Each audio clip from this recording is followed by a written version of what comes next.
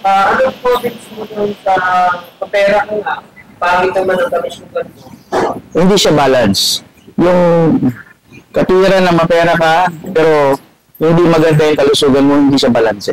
Sa lahat ng bagay, pag hindi balance, meron kang problema. Ibig sabihin, merong kulang. May something na dapat inaayos mo. So, dapat, kung halimbawa may pera ka, yun yung chance na dapat pagandahin mo yung kalusugan mo. Hindi yung malakas ka lang kumita, pero bagsak yung katawan mo. So, ibig sabihin, yung pera mo, darating ang araw, mawawala din yan, mauubos yan. Kasama mo yan na ibabaon sa lupa nang mas maaga.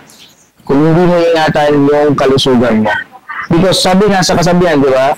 Health is wealth. At sabi din ng isang matalinong tao, ang iyong kalusugan, ang iyong lilimit. Lahat ng bagay pwede mong gawin, pwede mong magawa kung malusog ang iyong kalusugan. Your body is your limit. Yung sinasabi ng isang matalinong tao.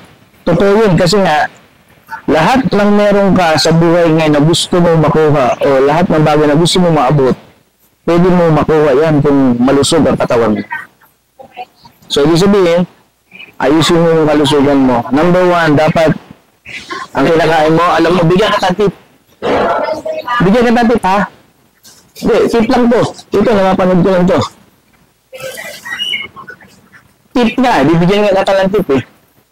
Gano'n? Ang tip na pwede kong ibigay sa'yo, kagaya nung sinabi nung aking kaibigan na yumao na, sumalangit nawa.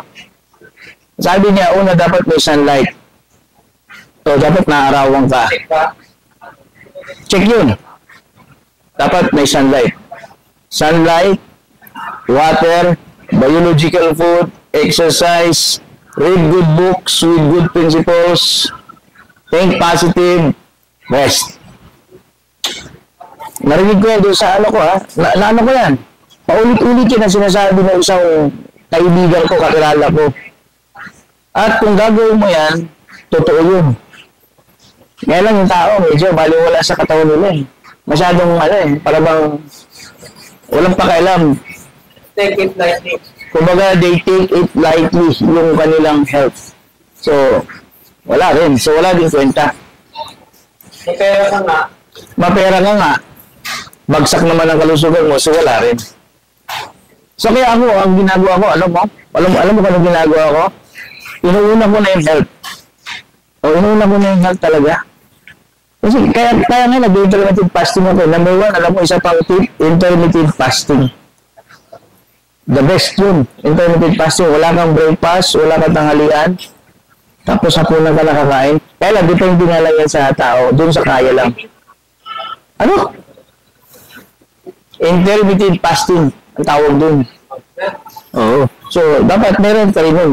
Once in a moment. Okay nun.